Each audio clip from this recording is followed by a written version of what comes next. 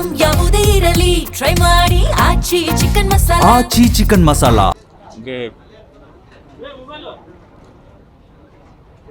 ನಾದ ಶಾರದೆಯ ಅಂಶ ದೈಹಿಕವಾಗಿ ನಮ್ಮ ಜೊತೆ ಇಲ್ಲ ಅಂತ ಹೇಳಕ್ಕೆ ಇಷ್ಟಪಡ್ತೀನಿ. ಬಟ್ ನಾನು ಹಾಡಿದಂಥ ಮೊಟ್ಟ ಮೊದಲನೆಯ ಯುಗಳ ಗೀತೆಗಳ ಒಂದು ಅವಕಾಶಗಳು ನನಗೇನು ಸಿಕ್ತೋ ಅದರಲ್ಲಿ ಪ್ರಮುಖವಾಗಿ ಜಾನಕಿ ಅಮ್ಮ ಜೊತೆ ಹಾಡೋ ಸೌಭಾಗ್ಯ ನನಗೆ ಸಿಕ್ತು. ಕನ್ನಡದಲ್ಲೂ ಇರ್ಬೋದು, ತಮಿಳಲ್ಲಿರ್ಬೋದು. ಅಲ್ಲ, ಬರೀ ದೇಹ ಮಾತ್ರ ನಮ್ಮನ್ನು ಎಲ್ಲರೂ ಬಿಟ್ಟು ಹೋಗಿದೆ ಅಂತ ಹೇಳಕ್ಕೆ ಇಷ್ಟಪಡ್ತೀನಿ. ಸಂಗೀತ, ಅವರ ವಿದ್ಯೆ, ಅವರ ವಿನಯತೆ ಅದಷ್ಟು ಕೂಡ ಶಾಶ್ವತವಾಗಿ ನಮ್ಮೆಲ್ಲರ ಹೃದಯಗಳಲ್ಲಿ, ಮನಸ್ಸಲ್ಲಿ ಸದಾಕಾಲ ಇರುತ್ತೆ, ಉಳಿಯುತ್ತೆ ಅಂತ ನಾನು ನಂಬಿದ್ದೀನಿ. ಹೇಳೋ ಅವಶ್ಯಕತೆನೇ ಇಲ್ಲ ಆ್ಯಕ್ಚುಲಿ ಹೇಳಬೇಕು. But we have truly last one of India's best ever singers, and ಅವರ ಪ್ರತಿಭೆ ಬಗ್ಗೆ ಏನು ಹೇಳೋದು, it is like most effortless. ಅಂದರೆ ಸ್ಟುಡಿಯೋದಲ್ಲಿ ಎಷ್ಟೋ ಒಂದು ಹಾಡುಗಳು ಅವರು ಹಾಡಬೇಕಾದ್ರೆ, ನಾನು ಹಂಸಲೇಖ ಸರ್ ಜೊತೆ ಇರಬೇಕಾದ್ರೆ ಅಥವಾ ಬೇರೆಯವ್ರ ಜೊತೆ ನಾನು ಕೆಲಸ ಮಾಡ್ತಿರ್ಬೇಕಾದ್ರೆ had the opportunity of seeing her sing, ಅಂದರೆ ಲೈವ್ ಆಗಿ ಹಾಡೋದಕ್ಕೆ.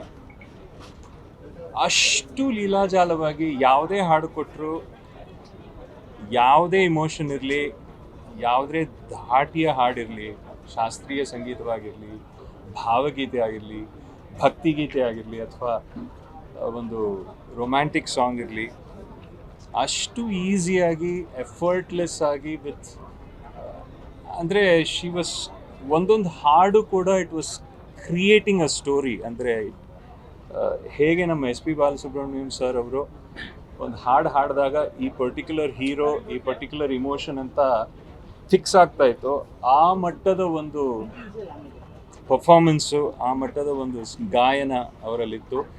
ಆ್ಯಂಡ್ ಅವ್ರು ಹಾಡದೇ ಇರೋ ಭಾಷೆನೇ ಇಲ್ಲ. She has Sung in all languages. ಭಾರತದಲ್ಲಿ ಎಷ್ಟು ಭಾಷೆಗಳಿದೆ ಅಷ್ಟು ಭಾಷೆಗಳಲ್ಲಿ ಹಾಡಿದ್ದಾರೆ ಅವರು. ಅಂಥ ಆ್ಯಕ್ಚುಲಿ ನಮ್ಮ ಪುಣ್ಯ, ಅವರು ಕೊನೆಗಾಲಿ ಟೈಮಲ್ಲಿ ಇಲ್ಲಿ ನಮ್ಮ ಮೈಸೂರಲ್ಲಿ ಬಂದು ನೆಲೆಸಿದ್ದು ಅದು ನಮ್ಮ ಪುಣ್ಯ ಅಂತ ಅನ್ಕೋತೀನಿ. She spent a lot of time here. So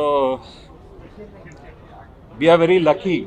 ಯಾಕೆಂದರೆ ಲಾಸ್ಟ್ ಡೇಸ್ ಅವರು ಇಲ್ಲಿ ನಮ್ಮ ನಾಡಲ್ಲಿ, ನಮ್ಮ ರಾಜ್ಯದಲ್ಲಿ, ಮೈಸೂರಲ್ಲಿ ಬಂದು ಇದ್ದು ನಮ್ಮೆಲ್ರಿಗೂ ಅವರ ಪ್ರೆಸೆನ್ಸಿನ, ಅವರ ಒಂದು ಉಪಸ್ಥಿತಿಯ ಒಂದು ಆಶೀರ್ವಾದವನ್ನು ನೀಡಿದ್ದಾರೆ. ಸೊ ಅವರ ಆತ್ಮಕ್ಕೆ ಶಾಂತಿ ಸಿಗಲಿ.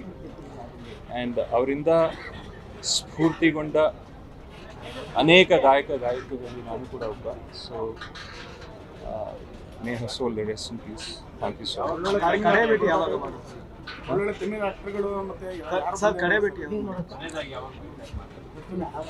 ಇತ್ತೀಚೆಗೆ ಅಂದರೆ ಅಫ್ಕೋರ್ಸ್ ಸರಿಗಮಪ ವೇದಿಕೆಯಲ್ಲಿ ಇನಿಷಿಯಲ್ ಸೀಸನ್ಸಲ್ಲಿ ಅವ್ರ ಜೊತೆ ಜಡ್ಜ್ ಆಗಿ ಕೂತ್ಕೊಳ್ಳೋಂಥ ಸೌಭಾಗ್ಯ ನನಗೆ ಸಿಕ್ತು. ಸೊ ಆ ಟೈಮಲ್ಲಿ ಸ್ವಲ್ಪ ಒಡನಾಟ ಇತ್ತು. ಅಬೌಟ್ 3-4 ಇಯರ್ಸ್ ಬ್ಯಾಕ್ ಅಂತ ಹೇಳ್ತಾರೆ. ಯಾಕೆಂದರೆ ಅದಾದಮೇಲೆ ಸ್ವಲ್ಪ ಸೆಕ್ಲೂಡರ್ ಆಗಿದ್ದರು ಅವರು, ಎಂಜಾಯಿಂಗ್ ಹರ್ ರಿಟೈರ್ಡ್ ಲೈಫ್. ಏನು ಅದು ಒಂದು ಗುಡ್ ಥಿಂಗ್ ಏನು ಅಂದರೆ she was not like bed ridden, she didn't suffer. ಅದು ಒಂದು ದೊಡ್ಡ ಒಂದು, ಯಾರಿಗಾದರೂ ಅದು ಒಂದು ದೊಡ್ಡ ವರ ಅಂತ ಹೇಳೋಕ್ಕೆ ಇಷ್ಟಪಡ್ತೀನಿ. And she was enjoying Har retired life. ಅಂದರೆ ಒಂದು 100 ವರ್ಷಕ್ಕೆ, 200 ವರ್ಷಕ್ಕೆ, 500 ವರ್ಷಕ್ಕೆ ಮಾಡುವಂಥ ಕೆಲಸ ಮಾಡಿ ಹೋಗಿದ್ದಾರೆ ಅವ್ರು ಕೊಟ್ಟಂಥ ಹಾಡುಗಳು. ಸೊ ಹಾಗಾಗಿ ಅದೇ ನಾನು ಹೇಳಿದ ಹಾಗೆ ಬರೀ ದೇಹ ನಮ್ಮನ್ನು ಬಿಟ್ಟು ಹೋಗಿದೆ. ಅವರ ಗಾಯನ, ಅದರ ಮೆಮರೀಸ್ ಶಾಶ್ವತವಾಗಿ ನಮ್ಮ ಜೊತೆ ಇರುತ್ತೆ, ನಮ್ಮ ನಾಡಿಗೇನೆ ಇರುತ್ತೆ ಅಂತ ಹೇಳಕ್ಕೆ ಇಷ್ಟಪಡ್ತೀನಿ.